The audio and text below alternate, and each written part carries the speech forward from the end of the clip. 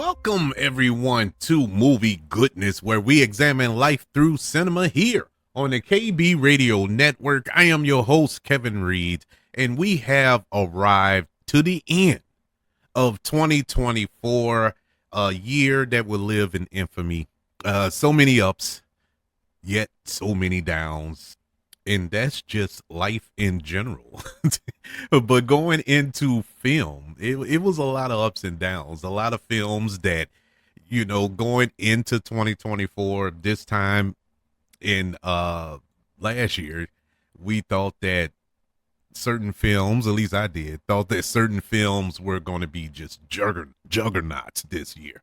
You couldn't tell me that Furiosa wasn't going to get close to $1 billion. It didn't get close. It failed at the box office. I thought Joker Folie à Deux was going to be the movie to define movies, didn't do nothing in the theater. And we got some surprises as well. It wasn't all doom and gloom. We got some really good films that, completely caught us off guard. I didn't know that Alien Romulus was going to be that good. I thought it was going to be decent, but it was great. The Beekeeper, which is a film that was dumped in January of this year. I thought it was just going to be a little generic action movie with Jason Statham. It was really good.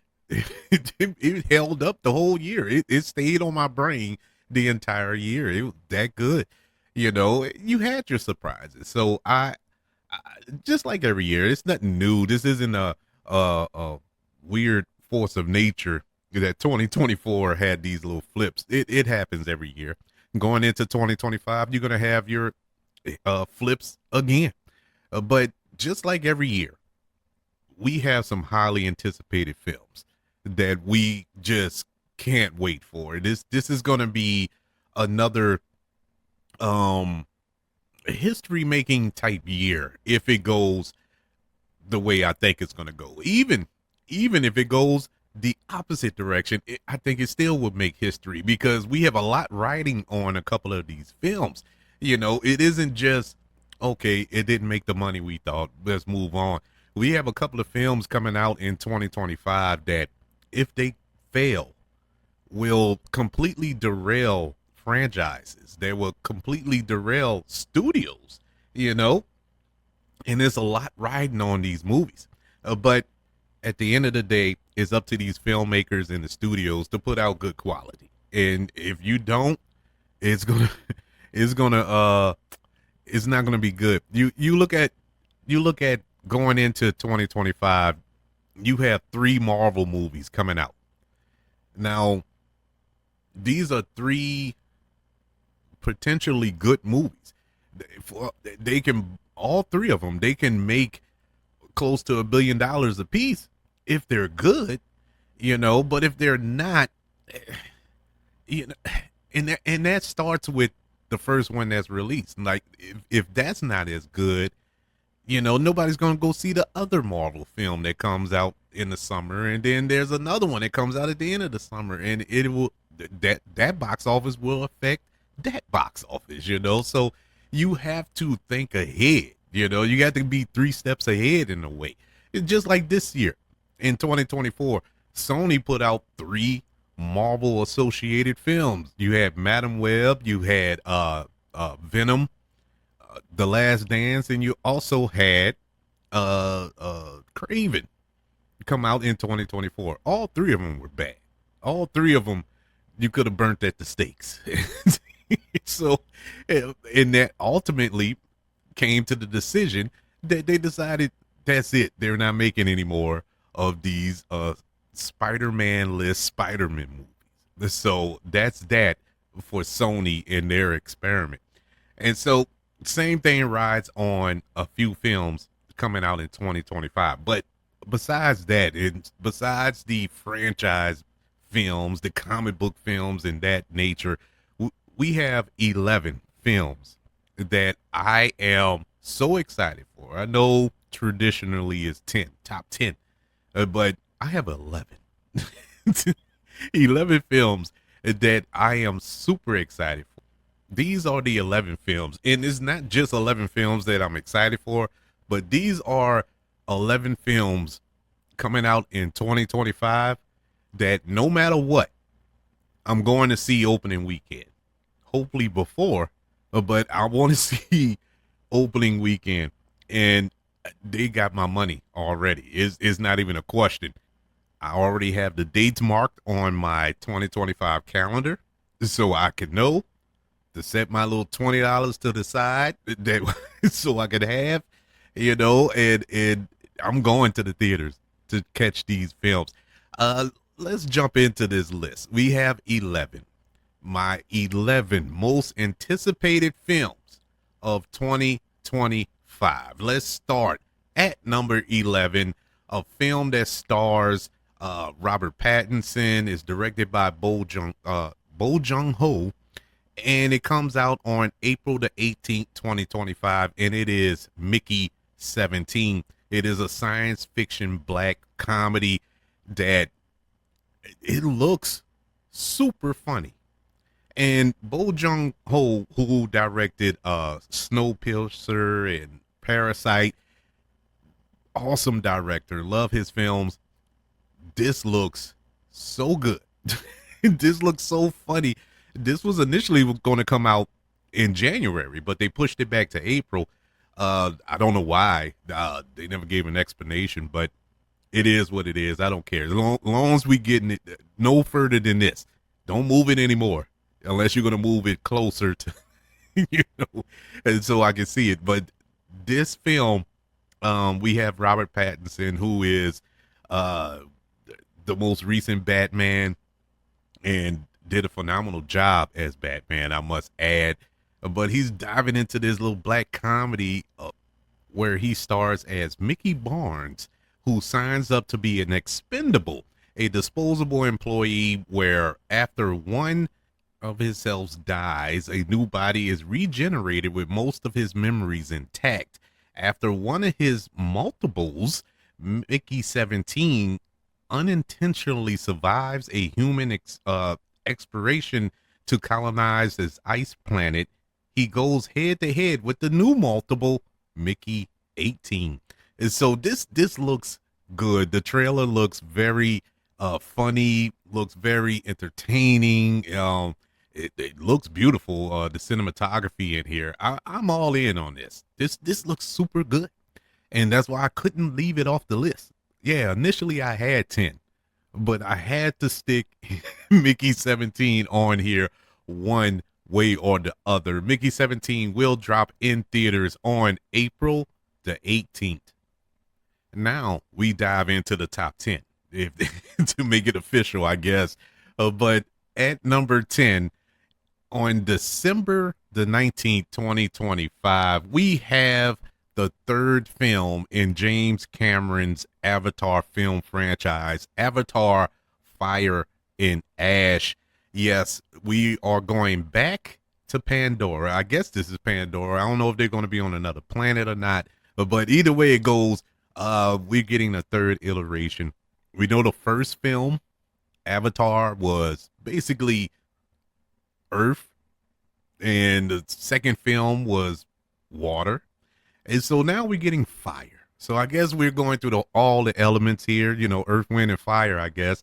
And so we're going to dive into this version of the story. There's no synopsis about it as of yet, but we know that James Cameron returns as the writer, the director, the co-editor, the co-producer.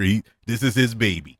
And all of the cast is returning: Sam Worthington, Zoe Saldana, Sigourney Weaver, Stephen Lang, and Giovanni Ribisi is returning from the first film. Now, to be 100% honest with you, the initial viewing of these Avatar films is like a phenomenon. It is an exciting experience to go witness this in theaters. These are films that are made to see in a theater, the biggest screen possible. But after that, I mean, I can count on one hand combined both films how many times I've seen them since. Matter of fact, I don't think I've watched Avatar: The Way of Water since the theater. I don't think I've watched it on Max or anything like that. And it's not because it's a bad movie. I just have no desire to go back and watch it. It was good for what it was at the time I watched it, but I'm just not compelled to revisit it. But in any event, I'm going to see this movie. I got to see this movie in the theater because James Cameron knows how to make movies. He knows how to make theatrical experiences worth your money.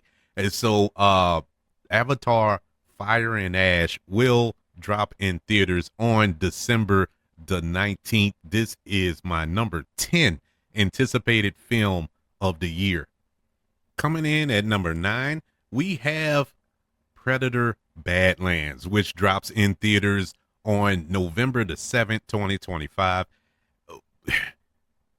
I'm so glad that we're getting more Predator films, but at the same time, I'm kind of scared. I'm kind of nervous. Prey was so good. Prey was so excellent. I rewatched that. I think it was last week or maybe the week before last. Either way, I just recently rewatched Prey, and it holds up so well. I enjoyed it yet again. I love that film, and Dan Trachtenberg, he's returning to direct this film. And the premise of Predator Badlands this time is set in the future, and a predator traverse on an alien wasteland while two sisters discover their horrifying past. Elle Fanning stars in this film. I want this to work, but here's the nugget. Here's a little sweet spot in case you don't know, out there in podcast listening land. This film was shot back to back with another Predator film, which is slated to be released in 2025 as well. There's no information about it. There's no synopsis. We don't know who's in it. We don't. There's nothing, but it has been confirmed that we are getting not one, but two Predator films in 2025. And so they're kind of linked together here at number 9. But either way it goes, I'm going to see them both. But this we do know for certain Predator Badlands will drop in theaters on November the 7th. I hope and pray that we get a worthy successor to Prey, to continue this franchise, because this is a franchise that's near and dear. Even though I only like really one Predator film, and that was the original. Predator 2 was all right. It didn't age well, and Predators, it was all right. I'll say that, and I don't even count Alien versus Predator. So I really only liked one, but the first one was such a classic, almost perfect film that you can't help but be excited for a new Predator, and we're getting 2 in 2025. Coming in at number 8 on the highly anticipated list of 2025, we have the not sequel, but second part to one of the best films to come out of 2024, being Wicked. We get Wicked for Good. It was initially entitled Wicked Part 2, but they changed the title to Wicked for Good, which I don't know what that means. I didn't see the play. And I've been dodging spoilers like crazy, even though there are no spoilers, because if you've seen The Wizard of Oz, you pretty much know how it all wraps up. But either way it go, I want to see how this story ends with Elphaba and Glinda, and the continuation of what we saw this year with Wicked Part 1. That was one of the surprise of 2024 for me, because I'm not a Wizard of Oz guy. I don't consider that one of the greatest movies of all time. The story is the story. I mean, it's good for what it is, but I wasn't all in on it. And when I watched it, I quickly became all in on it. It became one of my favorite movies of this year, of 2024. So I'm excited to see Wicked for Good. Everybody's returning. Director John Chow and stars Ariana Grande and Cynthia Erivo. This looks good. I'm all in. I don't need to see any promotional material, nothing for it. You sold me with part one, so let's get it popping. I'm ready for the songs. I'm ready for the landscapes, the set designs. I'm all in. And so Wicked for Good will drop in theaters on November the 21st. Coming in at number 7, and this is the first of not one, not two, but 3 Marvel films that will be coming out in 2025. And this is the first one that we get to feast our eyes on in 2025. It is Captain America Brave New World. In this go around, we have Anthony Mackie taking the mantle from Chris Evans as the new Captain America, reprising his role as Sam Wilson. Also in this film, you have Harrison Ford taking over as Thunderbolt Ross from the late William Hurt, who passed away a couple of years ago. And in this movie, we get the Red Hulk. Yes, Thunderbolt Ross will become the Red Hulk, which is a shocker that they revealed that before the movie came out. But I think that's because this movie was pushed back so much. It was supposed to come out this year in 2024, but they pushed it back because of reshoots and the strike and all this other stuff and rewriting the film and adding characters. It was so much. They basically made another movie from the version that was supposed to come out before. But I think the reason why they revealed Red Hulk and pushing them so heavily into marketing, one, they need this movie to work. Like I was saying to open up the show, how this film is going to affect the rest of the MCU films that come out this year. If this doesn't do well, nobody's going to run to go see Thunderbolts or run to go see Fantastic Four. So you need this to at least be decent. And so they're throwing everything at you, which is pretty weird coming from Marvel, that they normally do. And another reason why we're getting Red Hulk, I think, being as though this movie was pushed back because of the licensing and the merchandise sales and the way those contracts work, they were going to start putting out toys and stuff like that of characters from the movie before the movie came out, and it would have spoiled the movie. So they had to just go with it before they actually wanted to. That's just my theory, because this had happened before, that they put, I don't know if it was Marvel or somebody else, they pushed back the release date, but the toy companies still had to hit their date, which was before the release, and they spoiled the movie, like big character reveals and stuff like that. And so they didn't want to get caught with their pants down again. Captain America Brave New World, going by the trailer, it looks like it's going to be interesting. I'm in it because I went and seen every single Marvel movie in the theater. I am a huge Marvel fan, so for that reason, I'm going to see it. Plus, I want to support the 504 boy, Anthony Mackie, and his new role as Captain America. Let's see how the world responds to a black Captain America.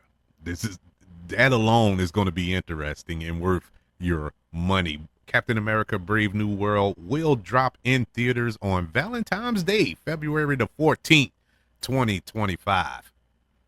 Coming in at number 6, and this one here will be the final ride, allegedly, of Ethan Hunt, the final mission for Tom Cruise. Yes, Mission Impossible, the final reckoning. This will be the final Mission Impossible film that stars Tom Cruise. That doesn't mean that we're not getting any more Mission Impossible films, but this is allegedly Tom Cruise last go around as Ethan Hunt. And after the response of Dead Reckoning Part 1, which this film was supposed to be Dead Reckoning Part 2, but they changed it. I think They changed it because Dead Reckoning Part 1 didn't hit like they wanted to. I enjoyed the film, but it didn't make money. It didn't make the money that they were hoping for, especially that being the film that came after Top Gun Maverick, which crossed $1 billion. I guess Paramount was assuming that, oh, that crossed $1 billion. The next Tom Cruise film was going to cross $1 billion. Well, you, the problem with that is this is the seventh one. This is the seventh Mission Impossible film, so it didn't really click. But I really did enjoy it. It wasn't the best Mission Impossible film, but it was action packed and it was exciting. Now we're getting the eighth film in this franchise, and you know, hopefully we can go out in a bang with a bang, I should say, and Tom Cruise can fly off into the sunset. Maybe give his body a rest from jumping off buildings and hanging out airplanes and in trains and everything else. The man is crazy.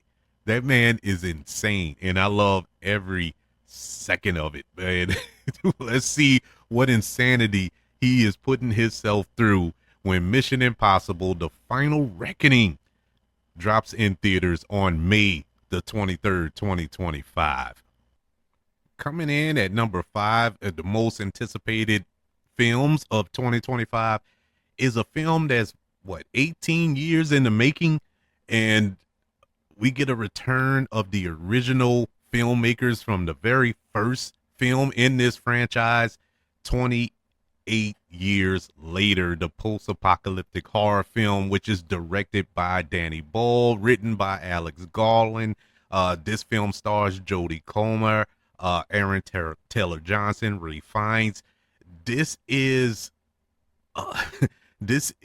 I want this movie so bad. This almost jumped up to number 1 to me. I mean, I'm so excited for this movie for so many reasons, because I love 28 Days Later.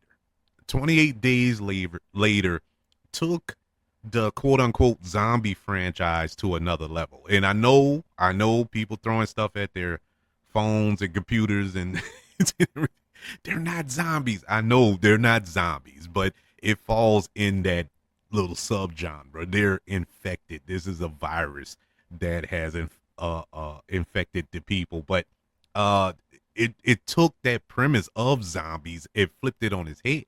We're not getting Walking Dead. These things aren't walking behind you like brains. It's none of that. These things are running full speed. They're at any means necessary. They're coming at you with all dangerous intent.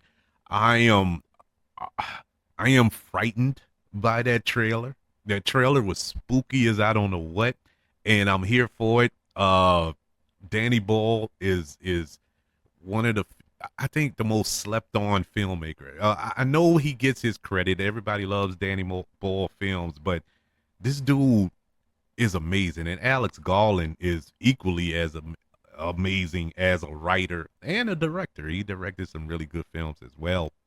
Going back to Civil War from this year, and the work he did on Dread, which was amazing. Ex Machina and stuff like that. So the man knows film. Put those two together, you can't help but feel that this is going to be successful. I am excited for it. It looks amazing going by that trailer. Aaron Taylor Johnson, I know he gets poo-pooed on a lot in some of the film. He hasn't led a hit film, but the dude is amazing.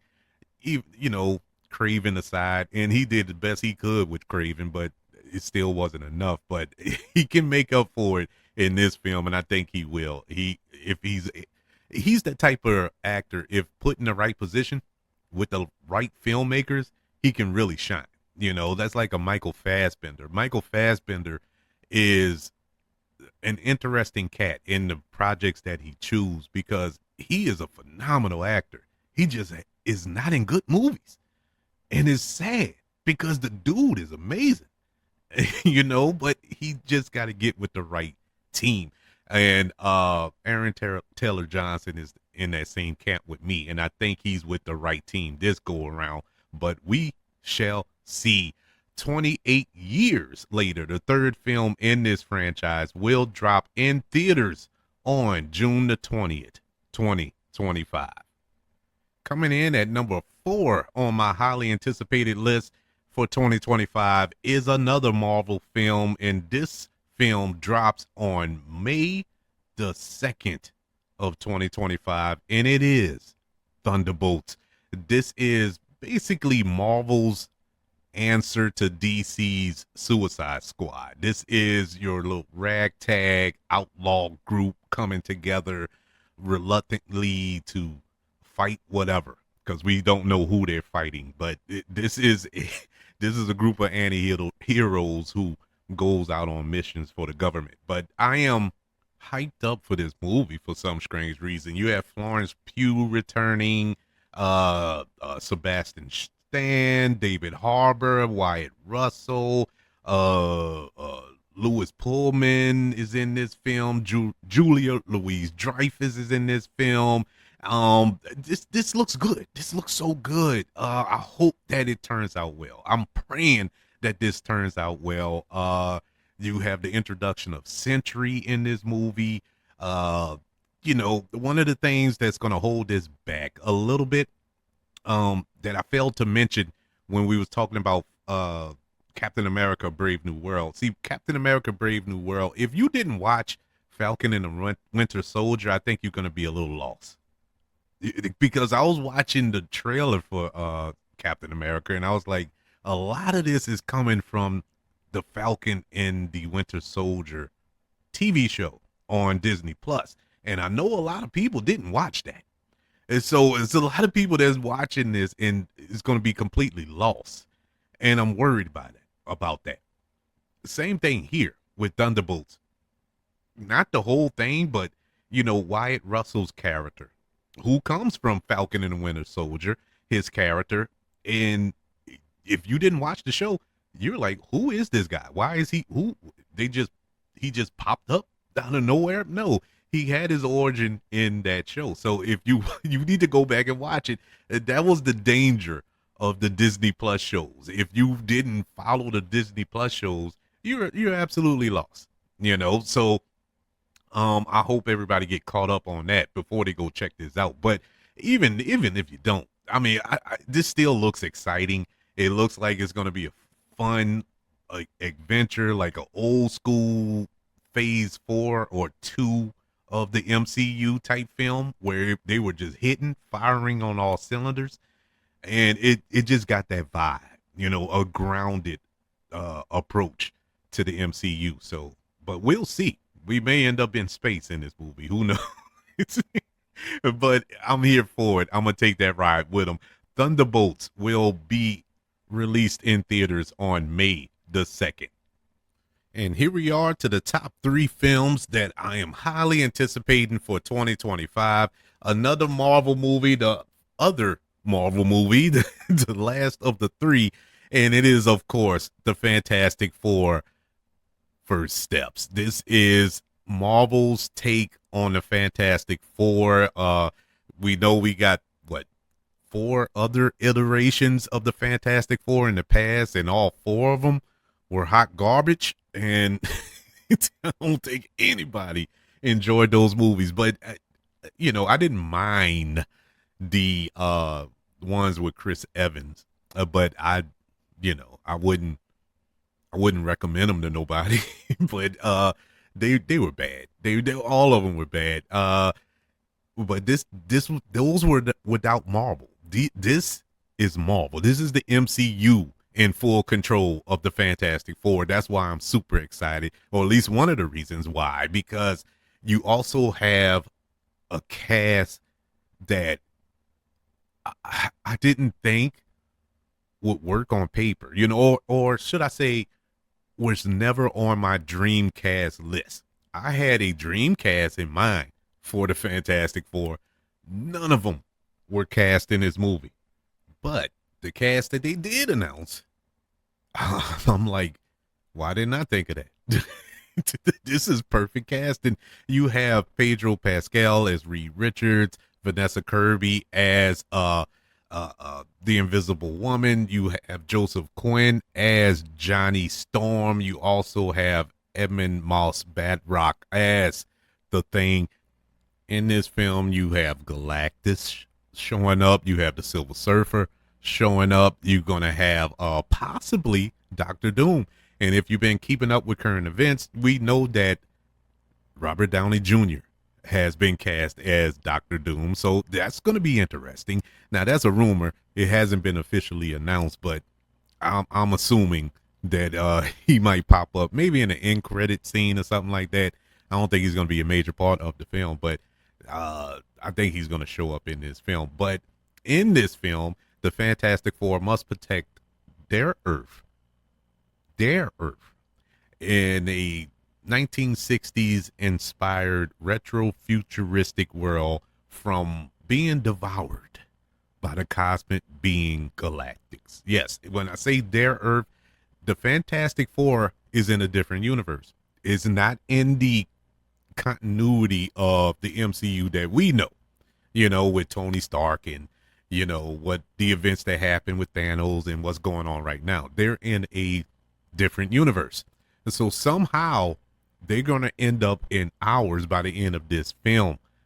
That's going to be exciting, and I want to see how this all turns up. This film is directed by Max Shackman, who gave us WandaVision on Disney Plus, and I think out of all the Disney Plus shows, that's the one thing that has been universally loved by everybody in the MCU love universe. So that's an encouraging sign. The Fantastic Four First Steps will walk into theaters on July the 25th. And keep that date in mind, because we're going to circle back to that in a few minutes. It's because it's an interesting date to be released. But coming in at number 2, my second most anticipated film of the year, at least of 2025. And, thinking about it now, I probably should have put it further down the list, but I don't care. It's still on the list nonetheless. On March the 7th, 2025, we get a film from the great Ryan Coogler, who gave us Fruitvale Station, Creed, Black Panther, Wakanda Forever. This go around, he teams up yet again with Michael B. Jordan, who's playing 2 roles in Sinners. This is a horror film written and directed by Ryan Coogler, and I am so excited for this movie. This movie almost made number 1. It almost made number 1 over my number 1 pick, and that's shocking. But it is so interesting what Ryan Coogler is about to do. Number 1, he's doing a horror film, which is something different. Of course, he's reteaming. I don't think he's ever made a movie without Michael B. Jordan in it, and that's fine. Martin Scorsese.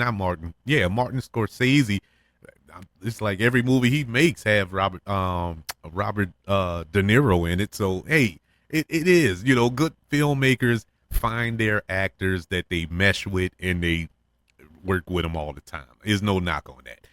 But this looks very interesting. The premise of Sinners: trying to leave their troubled lives behind, twin brothers, both played by Michael B. Jordan, return to their hometown to start again, only to discover that an even greater evil is waiting to welcome them back home. This is supposed to have the Ku Klux Klan as an element of it, vampires possibly. It's so many theories being thrown out there, but none from Ryan Coogler or anybody involved with the film. All we know is a horror film. This film was shot down here in Louisiana, in a town not too far from where I live right now, and I didn't know that until after they finished filming, because I would have went down. I wanted to see what they were filming, but it was it looks like, going by the trailer, like it's gonna be just out insane, and I'm all in for it. This looks exciting. There was a big bidding war for this movie before they shot it. The screenplay Ryan Coogler wrote, had all the studios bidding for it and trying to get the rights to this film that they feel might be the start of a potential franchise. So Warner Brothers end up winning, and we're off and running on March the 7th. We will get Sinners, a horror film from Ryan Coogler and Michael B. Jordan. Man, I can't wait for this movie. I cannot wait for this movie. And this is probably the scariest movie of the year, not because it's a horror film, because if if it lets me down, it's going to be a long 2025 for me. I'm gonna say, man, I have no hope for the rest of the year, but I don't think it will. Ryan Coogler has yet to let me down. I mean, every movie, you know, Black Panther, Wakanda Forever aside, I have enjoyed every movie Ryan Coogler has made. Even Wakanda Forever. I mean, it wasn't great. It didn't live up to the original, and I think a lot of people, including myself, without knowing it, was trying to compare it to the original, and you couldn't. And you have to realize, what Ryan Coogler went through making Wakanda Forever. Number one, right off the bat, the star of the film dies. Chadwick Boseman. He passed away before the film went into production. So you had to rewrite the script. He had to rewrite the script because they already had a date locked in. Didn't recast, which was a mistake. They decided to go with a different approach. They made Shuri the star. The actress who played Shuri while filming the movie, she ended up getting COVID, missed time, came back from missing COVID. She broke her arm, missed time. He had to write around that. The studio wanted him to put this character in to set up that movie down here and put this character in and set up that movie. And rewriting the script while they're shooting, it was pandemonium. Not to mention this was during the pandemic. He just had a tough time. The fact that we got a watchable film out of that is enough to celebrate. And I mean, at the end of the day, Angela Bassett did get a nomination. Should have won for her role in Black Panther: Wakanda Forever. So in spite of all that was going on, he still managed to get a Academy Award nominated performance out of one of his actresses. So I have faith in Ryan Coogler. Once again, coming in at number 2 on my highly anticipated film list of 2025, Sinners, dropping on March the 7th. Well, that leads us to the number 1 film. And look, if you have a pulse and I'm pretty sure you know what number 1 is. And it's not because we just got the trailer last week, at least the time of this recording. I felt this way before the trailer. After the trailer, I definitely felt this way about this film. I am super, no pun intended, super excited for this movie. This is hands down my most anticipated movie of 2025 for a number of reasons, and it is none other than Superman, which will soar into theaters on July the 11th, 2025. Oh my God. There's so much riding on this movie. There's so much riding on this film. It will make your head blow. Number 1, this is the first official film of the brand new DCU at DC Comics, or DC Studios, I should say, over at Warner Brothers under James Gunn, who is directing this film as well. If this film crashes and burns, the DCU it is over before it even started. It's over. Now, officially, this isn't the first thing to come out of the DCU, because currently you have Creature Commandos on Max, which is the first actual film, or the first actual property to come out of the DCU. And that show is excellent. If you're not watching it, the animated series, it is phenomenal. But this film is banked on all of that. we're not going to get Brave and the Bold and the Lantern series and all these other properties that James Gunn announced a couple of years ago when he took over DC Studios. So it all comes down to this. Going back to that date, July the 11th. If you notice, like I said before, the Fantastic Four First Steps comes out July the 25th. That's 2 weeks. There's a 2 week there's a 2 week separation between these two properties. So it's basically DC versus Marvel in the month of July. I don't know how this is going to play out, because you kind of need Superman to make $1 billion, even though you never had a Superman movie to make $1 billion. But you kind of needed to make that money. And you only have a 2 week window to really bank on that before Fantastic Four comes out and kind of takes your audience away. And now this could play out like a couple of years ago when we had Barbenheimer, when Barbie and Oppenheimer came out on the exact same date. Even though they came out on the exact same date, they both still made $1 billion. They both had legs and just crushed the box office. Now, the problem with that is those were two different films. Those were counter programs. You can go see Barbie in the morning and then come back and see Oppenheimer in the evening or vice versa. These are both comic book movies, so if you bringing your kids, are you going to bring your kids to two different movies? And you get what I'm saying? So it is a little more difficult. And I'm only saying this because it's a possibility one of these movies might move, but I don't think, under normal circumstances, somebody will move, but I don't think it's going to happen because, power play. Nobody want to feel like they being bullied, and especially DC, because this is their first shot over the bow, they're not going to move. Fantastic Four, I can see them moving, but I don't think they're going to move either, because they've moved so much. Marvel has shifted so much of their schedule around. I don't know if they'll be willing to do it again. But that's besides the point. Going back to Superman, going by that trailer, this is everything I would want in a Superman movie. And this is just a 2-minute and 20-second trailer. You got the color palette looks amazing. It looks like a comic book, The action looks comic book. The tone is perfect. I am all in. And then you had Crypto the dog. I didn't think. Now, full disclosure, when they first announced Crypto was in this movie, I kind of took a step back. I was like, what? What? And I got no beef with Crypto. I'm like, why is Crypto in this movie? I was just so like done with it. I was like, why would you?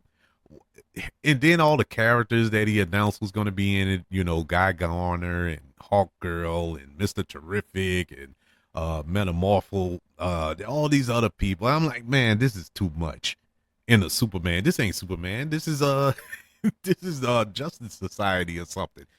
But once it's placed in its proper perspective, it all started to make sense. And then when it came down to Crypto, when I saw him on screen, when I saw what they did with him just in this little trailer, I was like, sold.